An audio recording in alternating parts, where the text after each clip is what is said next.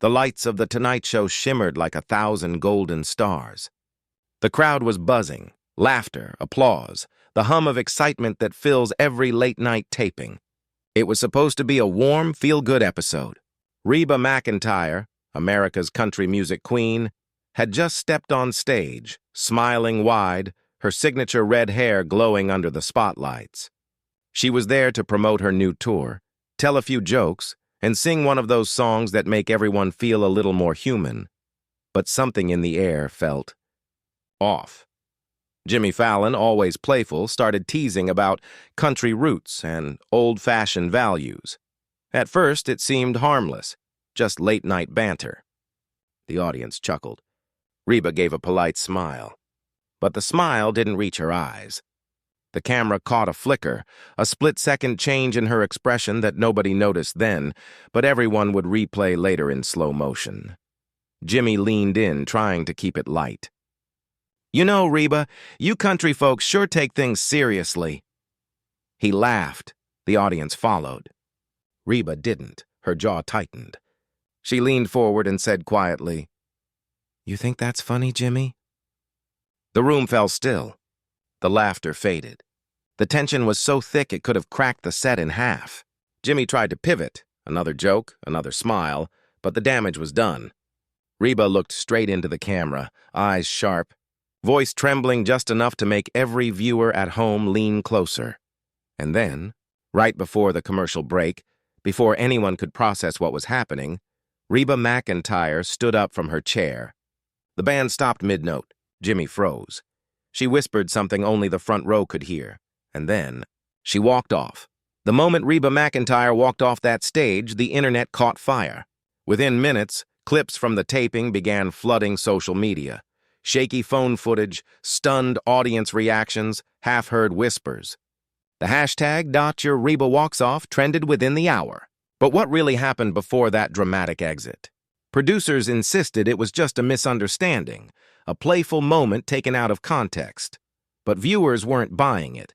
Fans dissected every second of the clip. The joke, now infamous, echoed across timelines.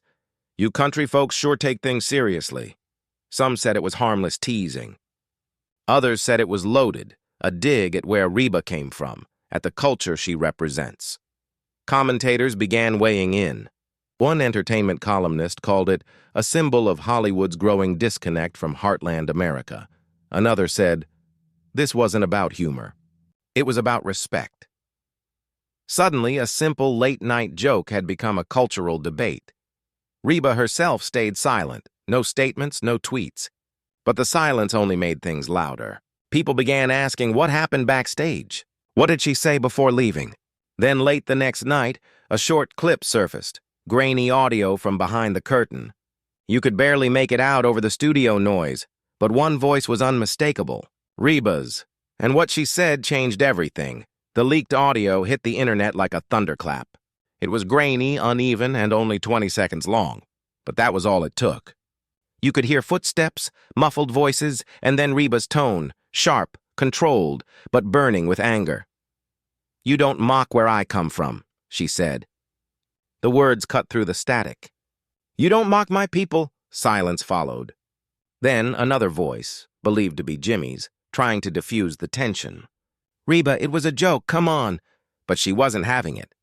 "No, Jimmy," she said firmly. It wasn't. Within hours, news outlets picked up the clip. Some accused her of overreacting. Others applauded her for standing up for her roots. Online forums split in half, Team Reba versus Team Fallon. What had started as late-night entertainment had now turned into a full-blown cultural showdown. Inside NBC, sources said chaos erupted. Executives held emergency meetings. PR statements were drafted, deleted, then rewritten. Fallon's team tried to get ahead of the story, but every hour, more voices joined in. Country artists, talk show hosts, even politicians. And while the media swirled around her, Reba remained silent. Not a word. Not a post. Just that one haunting sentence echoing online. "You don't mock my people." Then, 2 days later, her name popped back up. Trending again. But this time it wasn't from a leak. It was from a video Reba herself had just uploaded. The video appeared without warning. No press release, no teaser, no PR spin. Just a single upload titled, "My Side of the Story." Within minutes, millions were watching. Reba sat alone in a softly lit room. No makeup crew, no fancy backdrop, just her. A plain denim shirt and a trembling honesty in her eyes. Her voice, calm but wounded, carried the weight of every headline that had torn her apart the past few days. "I've spent my whole life making people smile," she began. "But there comes a time when a smile just ain't enough." She paused, steadying herself. What happened on that stage wasn't about one joke. It was about respect, for where we come from, for what we believe in, for the people who built this country with their hands and hearts. Her words hit hard. Comments flooded in instantly. "We stand with you, Reba.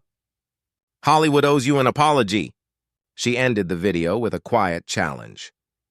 "If standing up for my roots makes me difficult, then I'll wear that title proud." As the screen faded to black, social media exploded again, hashtags flipped, opinion pieces poured out, and public pressure grew for Jimmy Fallon to respond. For 48 hours, he said nothing. His silence only amplified the noise. Until at last, The Tonight Show released a new promo clip. Jimmy Fallon, visibly tense, sitting alone at his desk, and with one deep breath, he began to speak. The following evening, The Tonight Show returned, but the laughter was gone. The set looked the same, yet the energy was different. Jimmy Fallon sat at his desk, hands clasped, eyes tired. When he finally spoke, the studio was silent.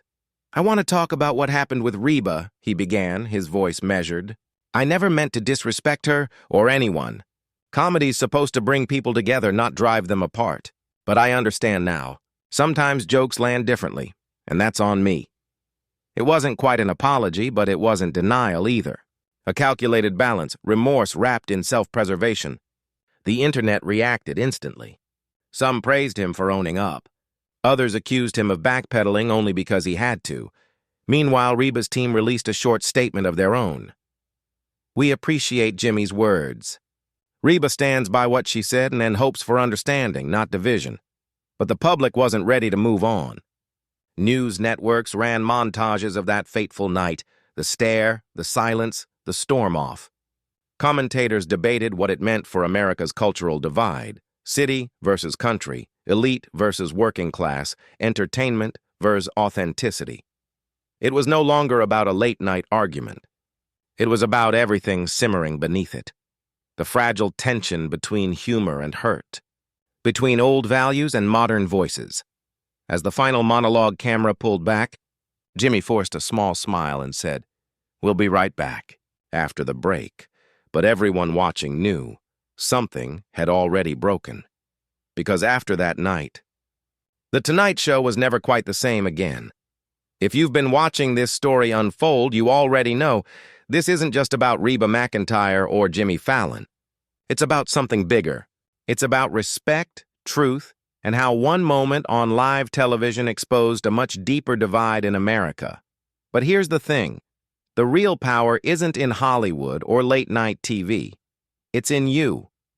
In every viewer who watches, questions, and speaks up. So before you scroll away, take a second to join the conversation. What do you think really happened that night? Was it just a joke gone wrong, or a moment of truth that needed to happen? Drop your thoughts in the comments. Tell us where you stand, what you believe, and why this story matters to you. Because stories like this shape our culture, our media, and our future. And your voice deserves to be heard. If you want more real talk, raw truth, and deep dives into the moments that shake the world, hit that like, tap subscribe, and turn on the notification bell, because this isn't the end of the story. It's just the beginning. And next time, you'll want to be here when the truth breaks live.